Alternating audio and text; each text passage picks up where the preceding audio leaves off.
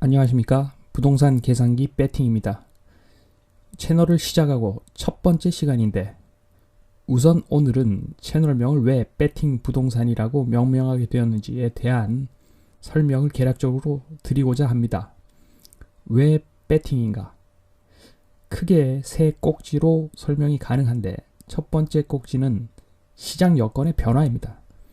부동산 측면에서 인구 구조부터 보시면 불과 30년 전만 하더라도 위치 종목에 관계없이 어떤 부동산을 사도 무조건 가격이 상승하는 시기였습니다. 그러다가 점점 20년 전, 10년 전 하면서 지금 현재는 아주 큰 변화가 생겨버렸죠. 그게 바로 인구 구조의 변화입니다. 아시겠지만 지난해 자연 인구 감소가 3.3만 명, 숫자는 미미하지만 처음으로 자연 인구 감소가 되었다는 점에서 게임의 프레임이 크게 바뀌고 있는 어떤 그런 상황입니다. 초저금리 설명에 앞서 금리에 대해 말씀을 드리겠습니다.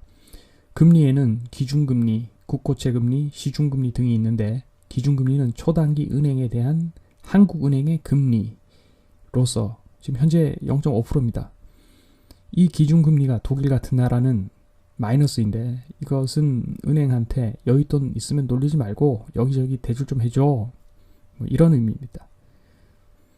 국고채 금리는 국가의 채권 금리로 우리나라 5년물은 지금 현재 1.6% 정도, 10년물은 2.1% 정도 되고요. 미국의 10년물 금리는 작년에 가을까지 0.5% 수준으로 쭉 유지가 되다가 점점 올라서 지금 현재는 한 1.6% 정도까지 오른 상태입니다. 이 국고채는 말 그대로 국가의 채권인데 시장의 수요 공급에 따라 매일 변화되는 금리입니다. 물론 주말은 안 변합니다. 시중금리가 실제 시장에 영향을 주는 금리죠. 대출금리, 예금금리, 그 중에서 특히 대출금리가 부동산과 직결되는 금리입니다. 기준금리, 국고채 금리, 시중금리가 같은 방향인데 요즘 보면 기준금리를 억지로 낮게 잡으니까 국고채, 시중금리와는 다르게 좀 놀고 있는 그런 비정상적인 상황입니다. 아무튼 현재 금리는 초저금리이기 때문에 향후 방향성이 어느 정도 정해져 있습니다. 하방으로 만약에 1만큼 열려 있다면 상방으로는 5만큼 열려져 있다는 말인데 한마디로 금리만 봤을 때는 향후 부동산의 마이너스 요소인 상황입니다. 만약에 어떤 전문가라고 하는 사람이 시중에서 초저금리의 경기 불황이므로 금리가 크게 오르지는 않을 것이다 라고 이야기한다면 맞을 수도 있고 틀릴 수도 있는 이야기겠으나 만약에 초저금리로 가고 있기 때문에 앞으로 더 오를 거야 라고 이야기를 한다면 그거는 좀 약간 문제가 있는 발언입니다. 뭔 소리냐면 지금 가격에 이미 초저금리가 반영이 된 상황이고 부동산의 미래 가치를 이야기한다면 마이너스 요소라고 표현하는 것이 맞는 것입니다. 그러니까 점프를 하기 위해서 지금 무릎을 반쯤 구부린 상태인데 더 높이 뛰려고 조금 더 구부릴 수는 있겠으나 그 향후에 훨씬 더 높이 뛰어오를 여지가 있다는 말입니다. 너무 깊게 팠는데 개론이니까 여기까지만 하고 넘어가겠습니다. 기술, 문화, 생활 수준으로 넘어가면 기술은 향후 자율주행이 큰 요인이 될 것 같습니다. 부동산에 미치는 중대한 요인이 될 것 같습니다. 10년 정도면 자율주행 거의 완성될 것 같은데 이렇게 자율주행이 완성이 되면 운전자만 그냥 단순히 편해지는 어떤 데 그치는 것이 아니라 인공지능 간 소통이 원활해져서 실시간으로 소통이 원활해져서 교통 체증도 해소가 돼서 외곽에서 도심 진입하는 일이 별 부담스럽지 않은 일이 될 것 같습니다. 그러면 이 부동산에 아주 큰 영향을 미치는 거죠. 문화생활 수준은 현재 대한민국 주거는 사실 선진국과 거리가 멀죠.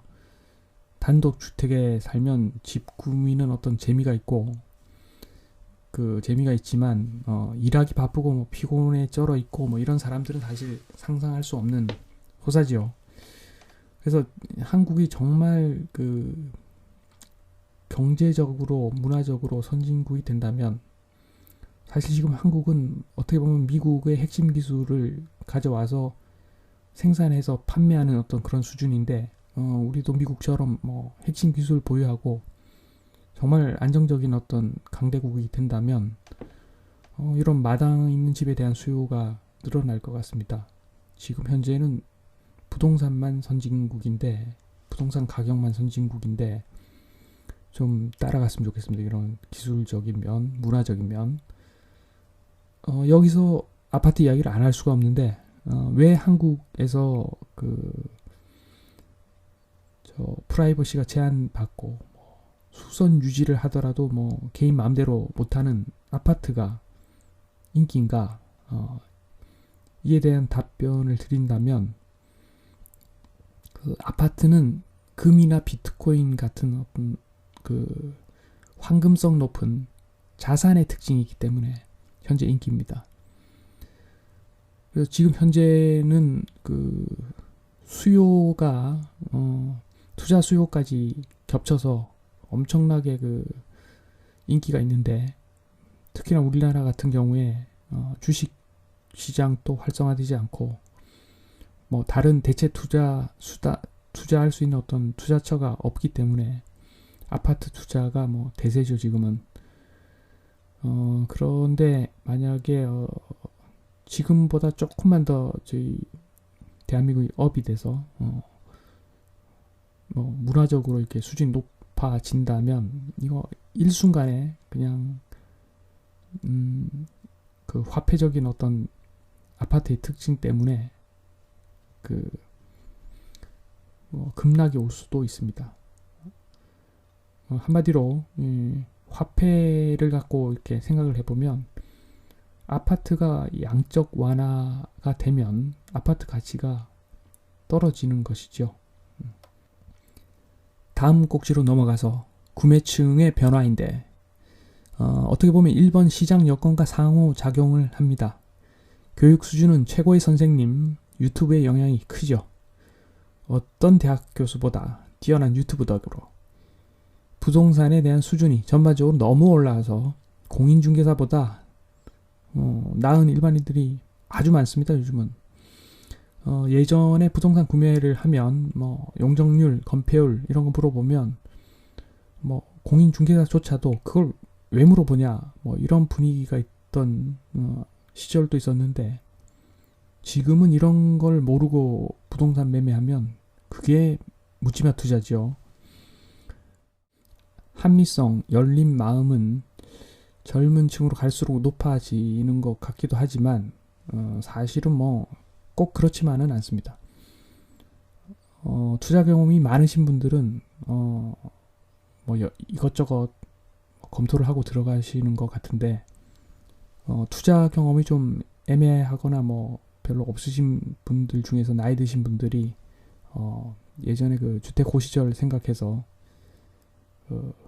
땅 지분도 안 보고 그 아파트 최고다 그렇게 생각하고 막 구매하시는 분들이 있는데 이런 분들이 좀 그 시간이 갈수록 시장에서 사라지면서 부동산 게임의 법칙이 달라질 것 같습니다. 저희 채널이 추구하고 지향하는 바가 바로 이런 합리성과 열린 마음에 기반한 스마트한 부동산 거래입니다.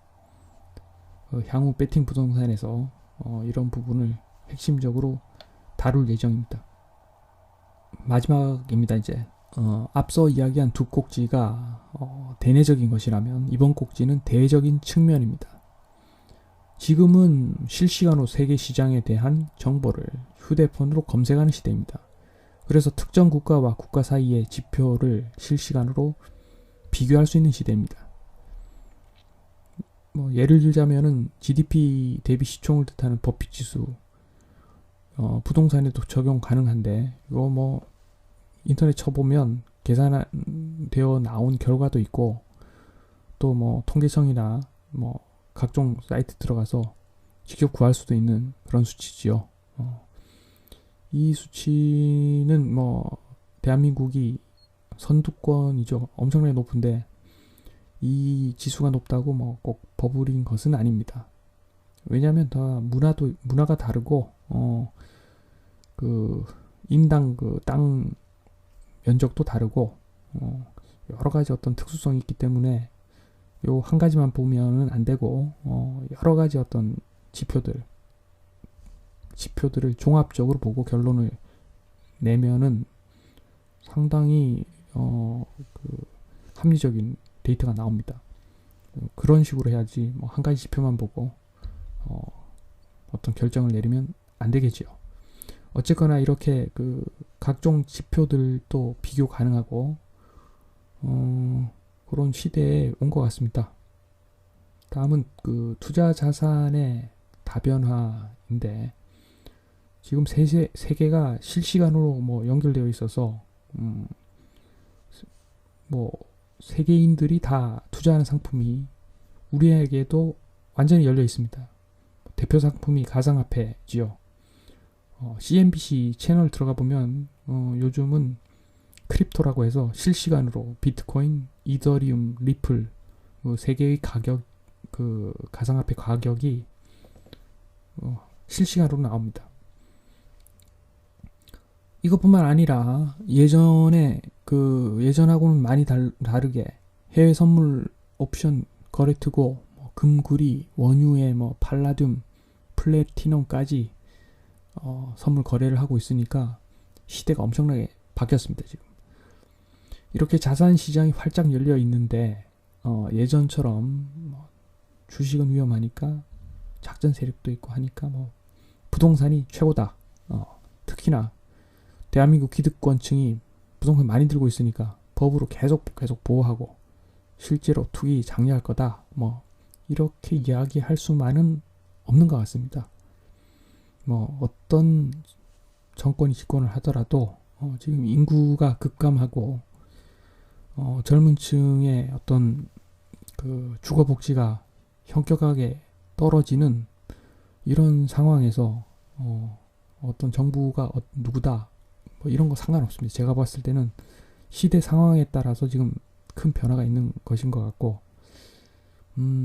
이 부분을 좀 더 정리를 요약해서 하면은 예전처럼 뭐 그 투자 자산이 두 가지 그 상품만 있다라고 하면은 부동산에 투자할 확률이 2분의 1인데 만약에 투자할 수 있는 그 상품이 100가지가 넘는다.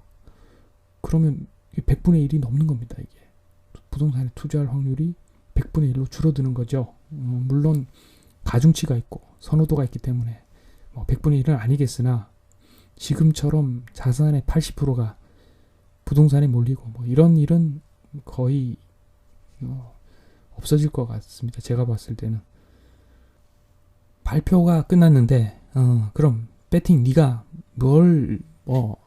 무슨 말을 하고 싶어 하냐? 한마디로 말해봐라. 이렇게 물으신다면 지금 상황이 많이 변해서 이제는 부동산 거래에서 예전보다 아주 큰 마이너스도 발생할 수 있는 그런 상황이니까 여러 가지를 고려해서 계산해서 부동산을 매매해야 한다. 요게 제 답변입니다. 그러니까 제가 뭐 그렇다고 제가 그 비관론자는 아니고 결국에는 어떤 그 땅이 말라도 결국에는 우물이 이렇게 나오듯이 아무리 상황이 안 좋아도 투자할 수 있는 어떤 부동산이 있는 것이고 그렇지만 그 안정적으로 어떤 수익을 낼 수 있는 부동산이 그 적기 때문에 지금 같은 시기에는 투자를 하기 전에 검토를 면밀하게 하자. 그냥 손해 보지 말고 이득을 보기 위한 그런 배팅을 하자. 이런 측면에서 향후 채널에 대한 어떤 내용을 구성해 보도록 하겠습니다. 비관론자라는 말이 나온 김에 다음 시간에는 부동산 전문가 낙관론자, 비관론자, 뭐 중간적인 어떤 사람들 등등 많은 부류가 있는데 이들에 대한 이야기를 좀 해보도록 하겠습니다. 마치겠습니다.